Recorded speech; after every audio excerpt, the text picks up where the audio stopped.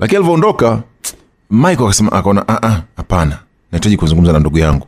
Wakati Andrew anatoka, Michael yuko nyuma. Ambia Andrew, hebu subiri kwanza. Kaambia sitaki kuongea na wewe ofisini, mimi kuna mambo mengi. Kaambia sikiliza Andrew. Kaambia na wewe ofisini kuna mambo mengi sasa hivi, nimetuma proposal yangu ameikataa, na sasa hivi ninavyozungumza ofisi yangu muda wote inaweza ikaanguka. Kwa hiyo naomba nikamwambia Andrew, sawa na kuelewa. Pamoja na kwamba najua una changamoto ofisini, lakini please, haya masuala ya ofisini usilete nyumbani. Changamoto za ofisini usizilete nyumbani. Kaambia Mike, nimeshakwambia mimi hapa nilipo nina mambo mengi kichwani kwangu, ofisi na nivuruga, na ofisi yangu muda wote nimeandika proposal umezikataa, na mambo mengi yanavuruga kichwani kwa sitaki unipe stress tena mengine, naomba unielewe. Akanamwelekeza bwana, sasa dunia nzima ingekuwa kama hivi kila mtu angekuwa uko kwake kunasumbuliwa, makazini kwake kunasumbuliwa, au kwenye issue yako unasumbua unaleta nyumbani, hivi tungewezaje? Kaambia I say Mike, nina ushauri mwingi lakini kusaidia zero. Sasa utanisaidia, unakuja ofisini kunisaidia ama tunaendelea kuongea hapa kupiga mastori? Naomba niondoke. Jamaa kaondoka zake. Hapa tunaona bwana mkubwa baada ya kujadili na kaka yake kwa sababu kampuni yao inaelekea kuanguka, kwa hiyo inabidi kuna proposal ambao wanaomba kufanya na kampuni fulani kufanya kazi yao fulani, ambapo kama atapata hiyo deal maana kampuni yao itakuwa kubwa zaidi. Kwa hiyo mwisho wa siku tunamwona Mike yuko pale anakutana na mzee Julius, anaongea naye, lakini mwisho wa siku anamwomba Julius favor moja, kwamba anaomba amuombee kwa sababu anakwenda kufanya maombi ya mwisho. Ameandaa proposal na anaenda kuapply kwenye kampuni, na itakuwa ni mara ya mwisho, ni the last shot ambayo anaenda kufanya, na ikishindikana hapo, isipopita proposal yao, maana kampuni yao itakwenda kufilisika, itakuja kuanguka. Akamuuliza okay, kwa hiyo naenda kwenye kampuni gani? Akamuelekeza kampuni ambayo anakwenda. Akamwambia okay sawa, na kutakia pia wakati mwema, unajua Mungu atakubariki. Poa. Wakati huo Mike sasa anaondoka zake, anapanda kwenye gari, anakwenda kwenye hiyo kampuni husika kupeleka hiyo proposal yake ambayo ameiandaa. Wakati tunamwona mzee sasa Mr. Julius, kuna simu anapiga, anaongea na Mr. Manager, anamwambia manager, kuna kijana mmoja atakuja hapo mweusi kidogo anaitwa Mike. Sawa atakuletea proposal zake, naomba usisign. Sawa. Akamwambia sawa, umenielewa? Akamwambia sawa. Baadaye kidogo mara muda tunamwona Mike narudi kama kavurugwa hivi, yani kama mambo hajakaa sawa. Jamaa anamuita lakini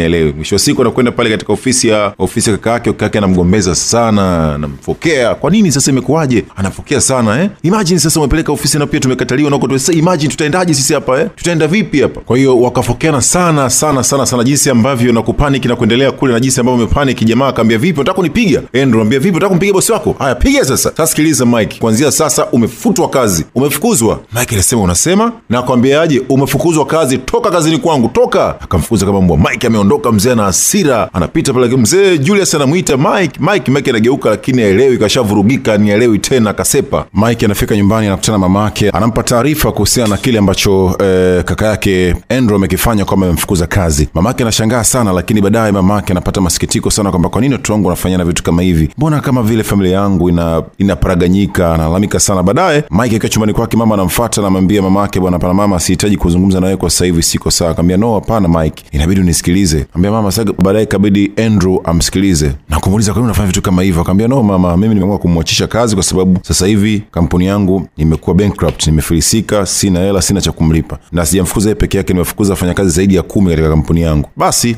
ikawa hivyo, lakini mwisho siku akampa taarifa kwamba inabidi mpaka sasa hivi pia matumizi hapa ndani inabidi yapungue kwa sababu sasa hivi siwezi kumudu. Haya, siku nyingine tunamwona anamuita mfanyakazi wake wa ndani Bi Sonia, anampa taarifa kwamba bwana, kuanzia leo hutahitajika tena humu ndani kwa sababu mimi hapa kampuni yangu imeshafilisika, sina uwezo wa kulipa, kwa hiyo inahitajika kuanzia kesho inabidi uondoke. Aisee, Sonia anasikitika, anaomba sana, akiniambia hapana siwezi.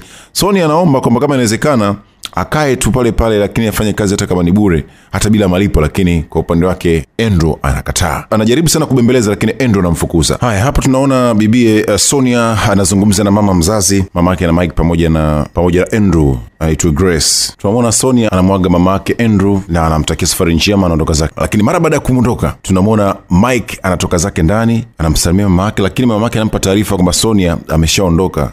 Kwa nini ameondoka, mbona hujamzuia? Akamwambia ndio hivyo. Sababu nini? Akamwambia kwa sababu Andrew ametaka aondoke, hadi sasa hana uwezo kumlipa kutokana na kampuni yake kufilisika. Akasema no mama, ungemzuia. Anyway, yuko wapi? Anambia ameshaondoka tayari, ngoja nikamfuate. Basi wakati huo tunamwona Mike anaenda kumfuata. Kwa bahati nzuri, kumbe Sonia alikuwa amekaa nje pale anasikilizia kwa nje, atafakari ataondokaje, inakuaje. Basi Mike akamuomba, akamwambia bwana please, naomba usiondoke. Lakini pia kwa upande wake Sonia akasema hata mimi pia sikutaka kuondoka, niko tayari kubaki hata kama bila malipo. Akamwambia no hapana, utarudi lakini pia malipo yako nitakulipa kama kawaida. Basi kwa upande wake Sonia akafurahi sana, akaingia ndani, kamkuta mama, kamkumbatia, na nimerudi. Mama nimerudi. Akamwambia nimeambia nirudi, basi Mike ameniambia nirudi.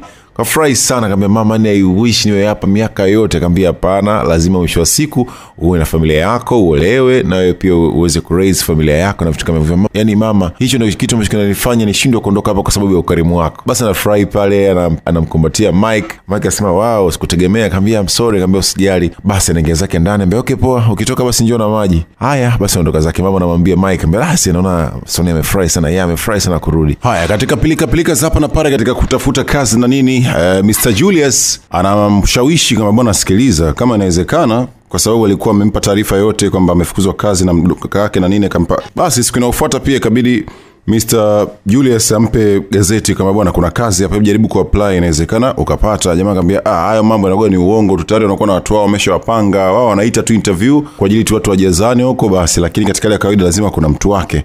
Lakini Mr. Julius kamsisitiza, akamwambia pana, wewe apply. Basi jamaa kaondoka naye pale, anamshirikisha kaka yake nyumbani kama bwana, bro, hebu angalia hii, anampa simu angalie vipi. Akamwambia nafasi za kazi, yani wewe kabisa unaamini kwenye hiyo? Hasa wewe unakuwa na watu wake kabisa, hapo unapoteza muda tu. Akamwambia brother, kwa nini unaamini? Akamwambia mzee, hapo unapoteza muda wako, hebu usiniambie hizo habari. Kesho yake jamaa anaangalia simu yake, I say Mike amechaguliwa kuwa mfanyakazi kama manager kwenye hiyo kampuni. Amefurahi sana, akamuita mama yake pale, kampa hiyo taarifa, habari njema. Yeye na mama yake wanafurahi kwa furaha. Haya, siku nyingine jamaa anakwenda ofisini na anashangaa kumwangalia vizuri, kumbe ni Mr. Julius ndio boss wa hiyo kampuni. Anashangaa sana. Julius anamwambia vipi, mbona unashangaa sana? Kama anafananisha na mzee mmoja ombaomba anaitwa, akamalizia Mr. Julius ombaomba. Kama ina maana ndio wewe? Kama Mike, hebu kaa chini. Kama Mike, mimi naitwa Johnson Phillips, ndo mkuu wa hii biashara. Nilikuwa natafuta mtu sahihi wa kufanya naye biashara sababu sitaki kuriski biashara yangu.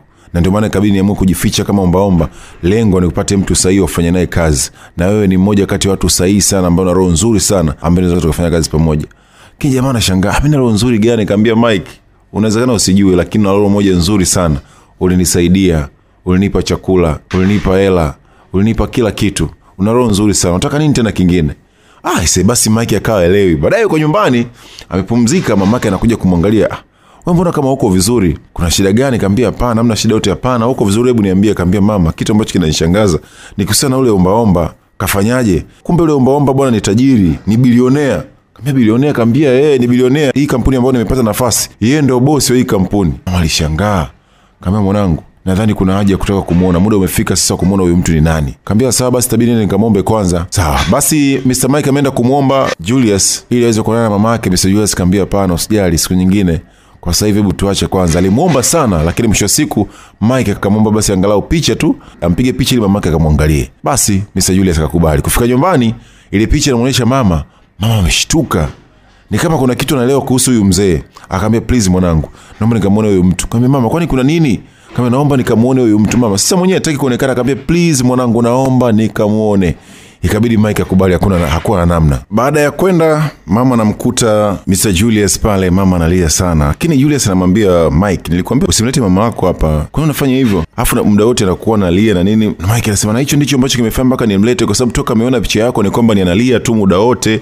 Niambie kitu gani? Mr. Julius anamuuliza mama Mike, vipi mbona unalia? Tulishakuonana sehemu. Kaambia ndio, tulishakuonana miaka 28 iliyopita. Wakati niko na mtoto wangu wa kwanza ambaye ni Andrew akiwa na miaka 4, nilikuwa na mume wangu. Lakini nilivyozaa mtoto wa pili ambaye ni Mike, akawa amepotea katika mazingira ya kutatanisha, sijui alikuwa ameenda wapi. Kwa hiyo ile nyumba ambayo nilikuwa nimekaa kodi kaisha, mwenye nyumba akanifukuza. Baada ya kunifukuza ikabidi nitoke mimi na watoto wangu, niko barabarani kama ombaomba nahangaika. Wewe ndio mtu pekee ambaye ulikuja kunisaidia. Ukanisaidia, ukanipa hela. Yaani ukanifanya mpaka nimefikia hapa ambapo nimefika. I say, ni historia muda mrefu ndo Mr. Julius anakumbushwa. Basi mwisho siku kwa amefahamiana kati ya Mr. Julius pamoja na mama, amemkumbuka ni mama ambaye alimsaidia muda mrefu. Kaambia najua huwezi kukumbuka chochote kwa sababu unasaidia watu wengi sana. Huwezi kunikumbuka, lakini mimi ndio ambaye umefanya mpaka nimefika hapa nilipofika, mpaka watu wangu wamefika hapa walipofika. Basi siku nyingine tena tunamuona Mr. Mike anatoka zake nyumbani, anataka kuondoka, mara kasahau simu yake. Anataka kurudi ndani, mara Endo anatoka na simu yake. Kaambia mbona umeona umeweka picha hiyo ombaomba kwenye simu yako? Kaambia hapana, ni story ndefu. Kama story ndefu gani? Huyo ombaomba ana issue gani? Huyo ombaomba si nilikuwa nimempa viatu vyangu. Vile viatu vilikuwa nimevaa ni vya kwako. Kaambia ilikuwaje sasa? Kaambia nikanichafulia viatu vyangu nikamtupia. Ikabidi mtupie akae navyo. Viatu yake alikuwa shanichafulia viatu vyangu. Sikuona tena haja kana viatu vyangu, ikabidi nimtupie. Kaambia Andrew, umekosa golden opportunity, umekosa chance, umekosa nafasi. Kivipi yani kukosa opportunity kwa huyo ombaomba? Wewe sio ombaomba, yule ni bilionea. Mike akaondoka.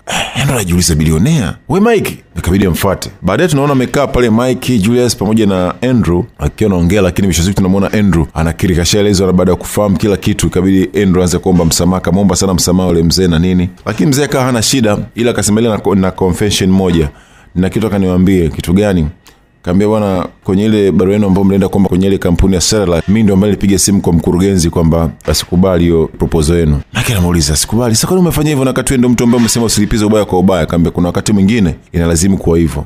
Unadhani bila kuizuia ile proposal yenu, unadhani leo hii kaka yako Andrew angekuja hapa kuja kuomba msamaha? Kuna wakati lazima tufanye ili watu waweze kutambua makosa yao. Andrew akasema, lakini ni kweli nimetambua hilo, nimetambua makosa yangu, nimegundua ni vyema kuwa mwema kwa kila mtu. Kwa hiyo naomba sana msamaha mzee wangu, naomba sana msamaha mzee wangu, nakiri. Basi mwisho wa siku mzee akakubali, kaambia basi anyway, kesho nenda katika tena proposal kwenye kampuni ile ya Satellite na itafanikiwa, na kuahidi itafanikiwa na kampuni yako utarejesha, itarudi tena kama awali. I say walifurahi sana.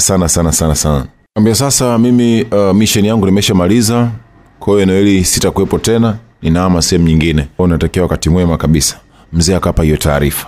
Haya, tunaona Mike pamoja na ndugu yake Andrew wakiwa mitaani wanasaidia, wanatenda wema kwa baadhi ya watu ambao wana uwezo, hawajiwezi kabisa, kwa watoto, wajane na watu wengineo. Lakini wakati huo pembeni tunamwona the tycoon, the boss mzima Mr. Julius akiwatazama kwa mbali, anaona kabisa somo limeingia, vijana wangu wako busy, wanatoa kidogo kwa wasiojiweza kwa mitaani na nini, na hatimaye wamepata funzo. Na hii ndio mwisho hii chuma inaitwa More Than Silver. Mimi naitwa Kaka G, tukutane katika video nyingine.